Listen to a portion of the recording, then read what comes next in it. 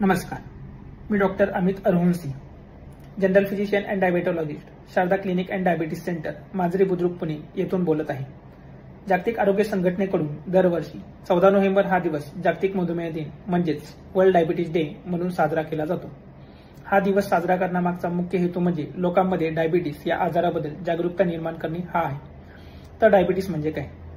सोप्या शब्दात सांगायचे झाले तर कोणत्याही व्यक्तीच्या रक्तातील साखरेची पातळी जर नियंत्रणाबाहेर जात असेल तर त्या व्यक्तीस डायबिटीस हा आजार असल्याचे आपण निदान करतो। डायबिटीस होण्यामागे प्रमुख 2 कारणे असतात। यामध्ये पहिले कारण आहे आनुवंशिकता आणि दुसरे कारण आहे बदलती जीवनशैली। जर एखाद्या व्यक्तीच्या रक्तातील साखर ही उपाशीपोटी 110 पेक्षा जास्त असेल, जेवणानंतर 2 तासांनंतर तपासलेली रक्तातील साखर ही 160 पेक्षा जास्त असेल आणि त्या व्यक्तीचा HbA1c चा रिपोर्ट म्हणजेच रक्तातील साखरेचा सरासरी मागील 3 महिन्यांचा रिपोर्ट हा 6.5 पेक्षा जास्त असेल तर त्या व्यक्तीस डायबिटीस हा आजार असल्याचे आपण निदान करतो। सद्यस्थितीत जगामध्ये जर कोणत्या देशात सर्वाधिक डायबिटीसचे रुग्ण असतील तर तो आपला भारत देश आहे आणि तरीही आपल्या देशातील लोकांमध्ये या आजाराबद्दल अजूनही हवी तेवढी जागरूकता नाहीये। बरेचसे रुग्ण असेही आढळतात की ज्यांना बाहेरून काही लक्षणे दिसत नसले तरी डायबिटीस डिटेक्ट झालेला असतो आणि हे असे रुग्ण या आजाराकडे दुर्लक्ष करतात आणि मला काही लक्षणे नाहीत, मला काही त्रास नाही, त्यामुळे मी गोळ्या औषधे यावर पैसे का खर्च करू, उपचारावर का पैसे खर्च करू, अशी मानसिकता या लोकांची असते। पण ही मानसिकता अतिशय गंभीर व चुकीची आहे। या लोकांना माझा हाच सल्ला राहील की तुम्हाला सापडलेला डायबिटीस, तुम्हाला डिटेक्ट झालेला डायबिटीस हा तुमच्या घरामध्ये लागलेल्या आगीप्रमाणे आहे।